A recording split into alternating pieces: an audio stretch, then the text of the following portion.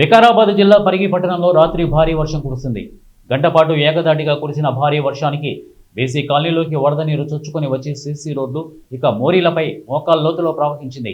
BC కాలనీయే కాక పరిగిలోని national highway రోడ్లపై వివేకానంద విగ్రహం సమీపంలో ఇక బాహార్పేట్ టర్నింగ్లో శారదా గార్డెన్ ఫంక్షన్ హాల్ ముందు నేషనల్ హైవే రోడ్డుపై భారీగా వరద నీరు నిలిచిపోవడంతో వాహనదారులు తీవ్ర ఇబ్బందులు ఎదుర్కొన్నారు.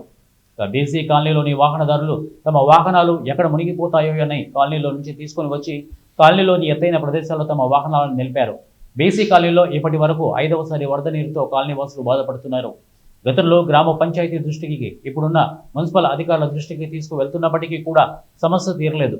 ప్రజాప్రతినిధుల దృష్టికి ఎన్నిసార్లు తీసుకుపోయినా వారు కూడా వరద నీరు నిలవకుండా పనులు చేయలేకపోయారు. భారీ వర్షాలు వచ్చాయంటే చాలు బీసీ కాలనీ వాసులు తీవ్ర ఇబ్బందులు ఎదుర్కొంటున్నారు. పరిగి చుట్టుపక్కల గ్రామాల్లో భారీ వర్షానికి కొన్ని ఇళ్లలోకి వర్షపు నీరు చేరుతోంది.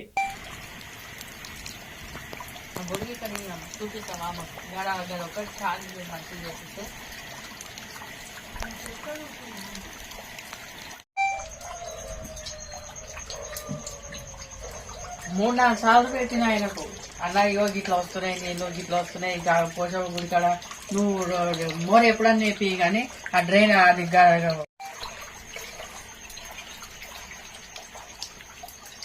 అన్ని తడిచిపోయినా చూద్దాం. ఇట్లకెళ్ళి వచ్చినాయి అన్ని కడప మించి వెళ్ళి మొత్తం సిమెంట్ సంచులు అవి అన్నీ